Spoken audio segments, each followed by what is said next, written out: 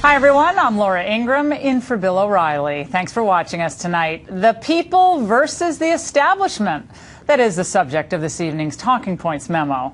Today at the G20 in St. Petersburg, President Obama acknowledged the steep hill he has to climb back home for military action in Syria. And his planned address to the nation Tuesday may not do him any good.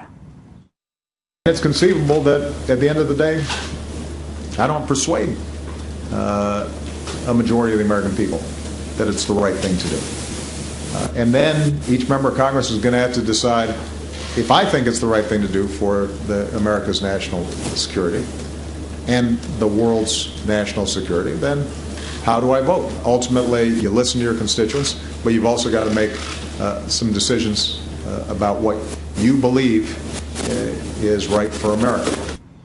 Now, when the president tried to explain why he went to Congress, he instead made a stark concession. I did not put this before Congress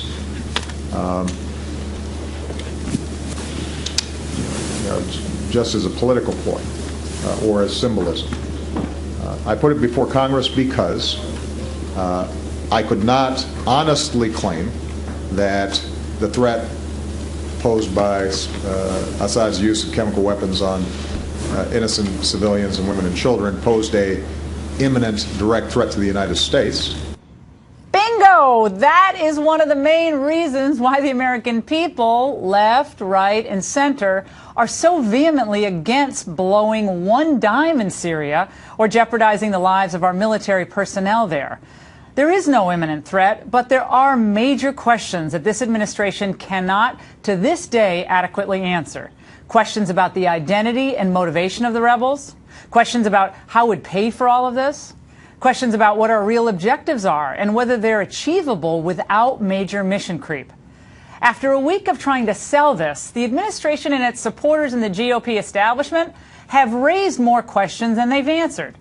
This is why, with the exception of a coterie of Washington elites, left, right, and center are united against military action in Syria in this country.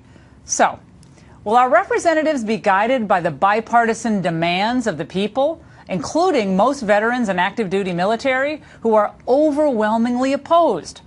Or will they continue to follow a path of endless spending on wars to enforce international norms, even though the rest of the world strongly opposes such wars?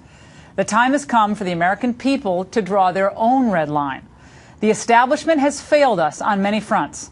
A jobless recovery, skyrocketing debt, porous borders, wars in Iraq and in Afghanistan where we paid dearly, had great men and women fighting, but in the end we accomplished very little.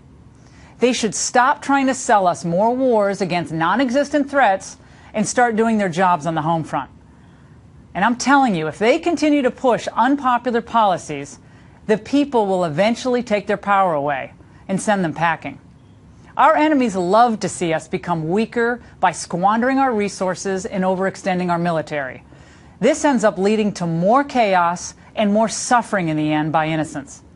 A stronger, more prosperous America, not more establishment wars of choice, will lead to a more stable, peaceful world.